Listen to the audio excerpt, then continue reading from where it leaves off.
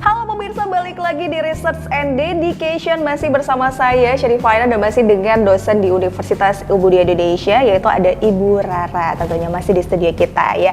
Nah, kita tadi sudah menjanjikan tentang judul penelitian apa sih, karena di segmen ini kita akan ngebahas dan juga mengupas, mengulik dan apapun itu ya di segmen kedua tentang penelitian. Tapi sebelum itu kita harus tahu dulu judul penelitiannya apa nih Bu Rara. Silakan Bu. Ya. Nah, jadi judul penelitian yang akan kita bahas sekarang ini ya, itu kita akan membahas tentang dysmenor.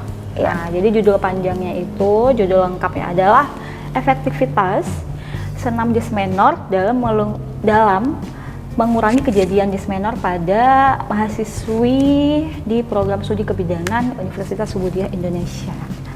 Oke, nah jadi ini lebih identik dengan perempuan ya berarti? Benar sekali. Nah, iya. terus di sini KIP ya, sedikit saya ingin membahas ataupun memberitahukan apa sih dysmenor itu. Iya. Nah, jadi dysmenor itu adalah salah satu nyeri ya, bukan nyeri ya, ataupun salah satu mungkin keluhan yang dirasakan oleh pada setiap wanita. Iya, benar. Yang wanita yang masih produktif ya, yang masih belum menopause. Nah, jadi kalau udah menopause ya kita tidak merasakan dysmenor menstruasi lagi nih.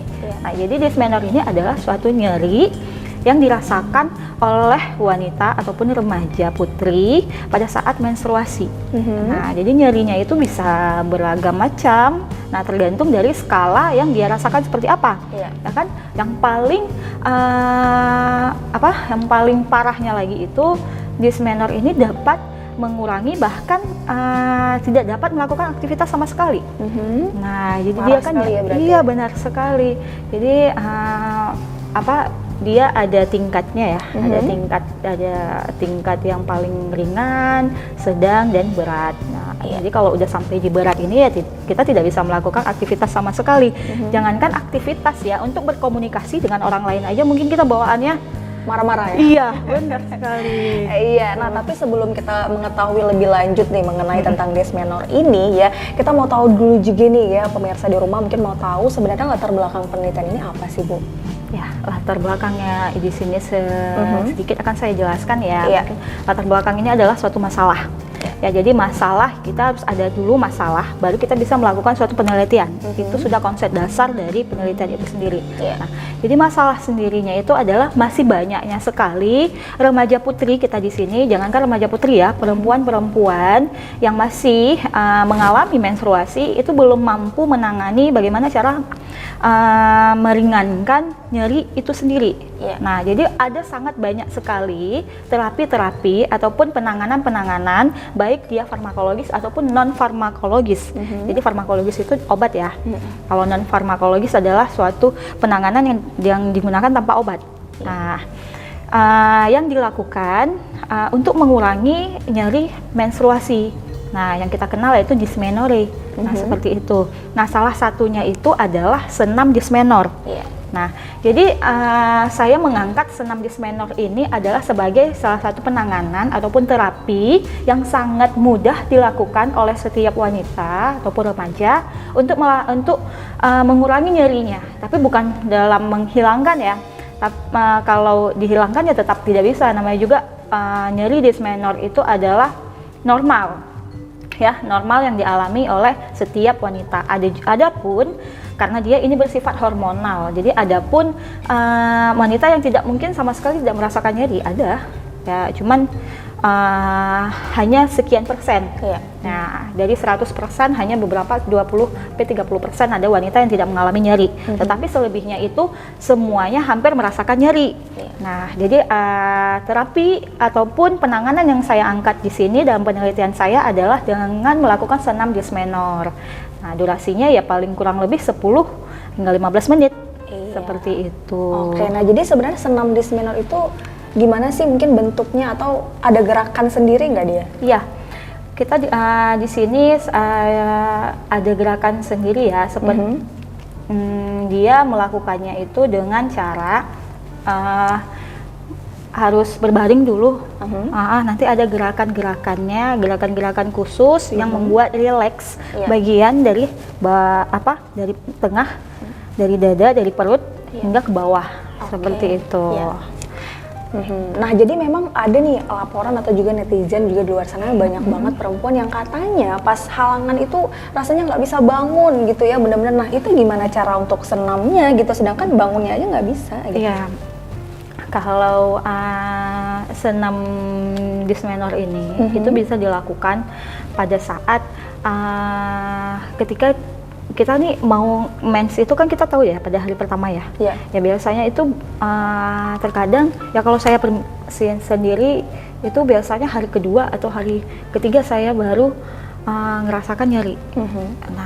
Nah, ketika kita ingin melakukan misalnya senam ini contoh ya. Kita mungkin senam ini gerakannya itu kan kita nggak bisa ngafal. Nah, kalau kita ingin ada niat untuk membuat nyeri ini berkurang, mungkin lihat videonya aja gini. Contohnya misal kita mau senam nih, nggak usah lagi menstruasi deh. Kita lagi mau sehat ya? Iya, kita lagi sehat nih. Aduh, perut saya besar. Kita pribadi sendiri ya. Perut saya besar. Saya mau bagaimana caranya ngecilkan perut, nah gitu.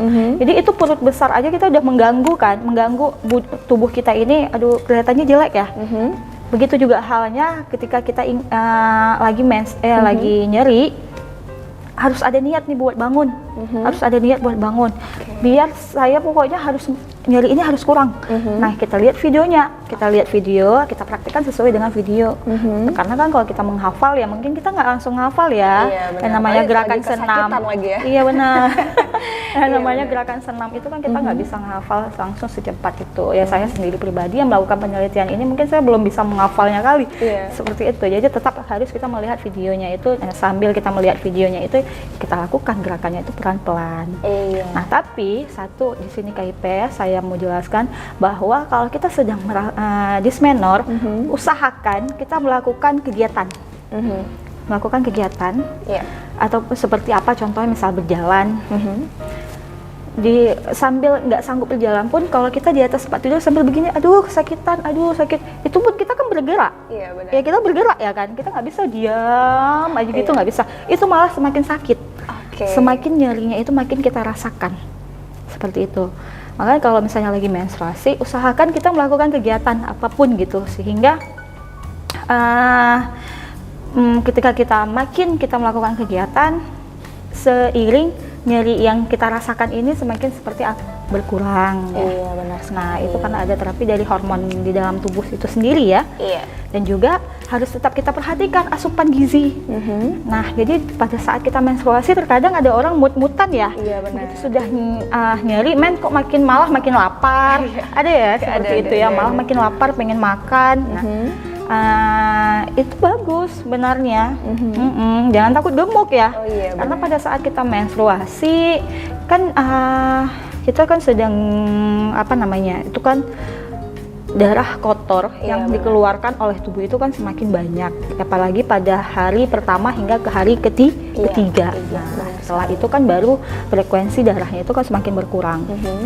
Nah, asupan gizinya itu mempengaruhi apa yang kita makan ya, kita tidak makan itu mempengaruhi sekali. Nah jadi memang harus makan makanan yang sehat juga ya ketika mens itu tadi. Nah sebenarnya menurut surveinya juga untuk senam dysmenor ini ya, ada nggak sih sebenarnya ada perubahan gitu ketika sudah sakit banget, akhirnya udah agak mendingan nih gitu. Sudah ada belum yang mahasiswi gitu yang udah ada laporan, oh ya Bu udah agak mendingan nih gara-gara senam ini gitu.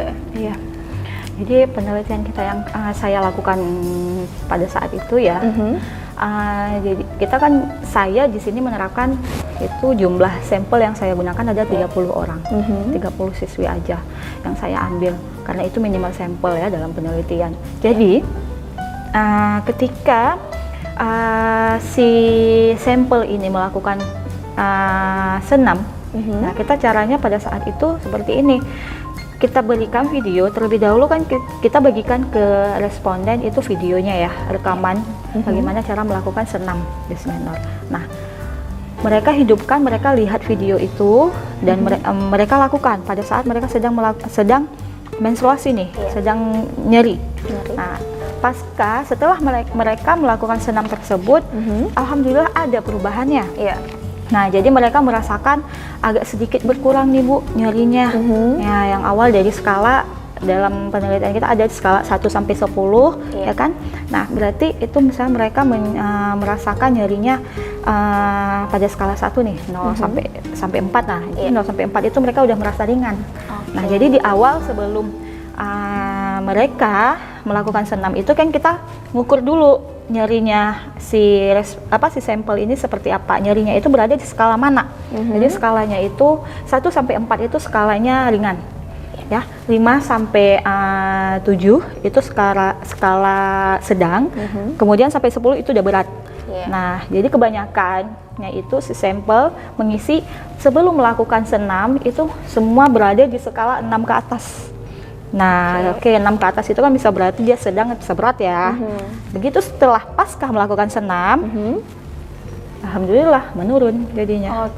Nah, berarti ada pengaruh ya? Ada pengaruh juga. Seperti luar biasa. Jadi memang senam seperti ini itu harus diberlakukan ya ketika memang keadaannya itu sedang nyeri gitu ya. Pemirsa di rumah juga harus ingat ya, kalau udah menstruasi jangan lupa makan makanan yang bergizi juga, diikuti juga dengan senam dysmenorrhea yang satu ini. Nah, tadi kita udah bahas panjang lebar nih, tapi kita mau tahu juga metode penelitian apa sih yang Ibu pakai di penelitian ini? Ya, metodenya itu saya menggunakan dengan sistem quasi eksperimen. Nah, jadi kan karena saya ingin melihat observasi ya, saya menemukan suatu hasil pada saat itu juga. Jadi saya menggunakan metode eksperimen, yaitu pra ataupun pra sebelum dilakukan tindakan, diberikan tindakan, kemudian melakukan tindakan, setelah itu baru pasca ataupun post test setelah melakukan tindakan bagaimana hasilnya. Iya, nah jadi ada metode terakhir tadi ada setelahnya. Setelahnya itu baru akhirnya ada metode pasca tadi ya? Jadi pra itu adalah sebelum melakukan tindakan, kemudian kita berikan tindakan, setelah itu baru sesudah melakukan tindakan. Seperti itu. Ada 3 metode berarti yang dipakai di penelitian ini, luar biasa ya pemirsa di rumah. Nah, kita juga mau tahu nih sebenarnya publikasi atau juga penelitian ini tuh sudah dipublikasi atau belum sih Bu?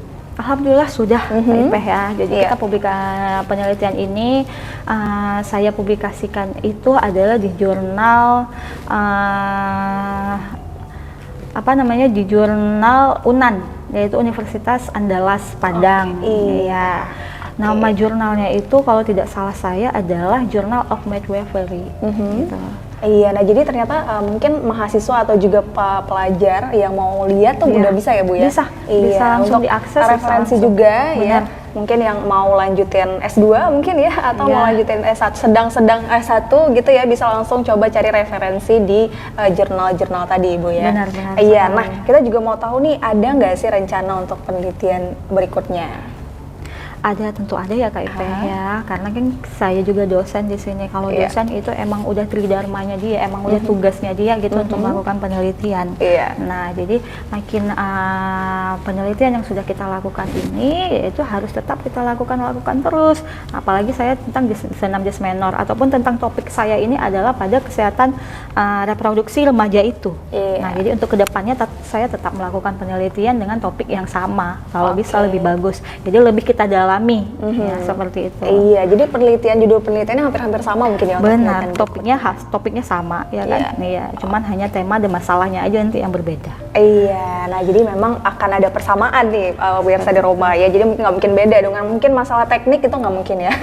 Mungkin teknik kesehatan gitu bisa jadi ya. Pokoknya tentang kesehatan gitu pemirsa ya. Nah itu dia tadi seputar penelitian yang sudah dilakukan oleh Ibu Rara. Gimana? Keren dan juga bagus banget dong pasnya, apalagi tentang remaja yang mungkin sampai sekarang kalau lagi menstruasi pengen ngadu gitu sama mamanya, "Ma sakit banget" gitu ya. Benar sekali. Bener banget. Jadi cobain deh senam atau juga nonton YouTube dysmenorrhea ya, senam dysmenorrhea yang baru aja dikasih tahu informasinya oleh Ibu Rara, salah satu dosen di Universitas Ubu di Indonesia. Nah, setelah ini kita akan bahas tentang pengabdian nih pemirsa. Gimana ya kira-kira pengabdian atau juga judul atau juga tempatnya nih ya pengabdian yang sudah dilakukan oleh Ibu Rara. Jangan kemana-mana, tetap di Research and Dedication.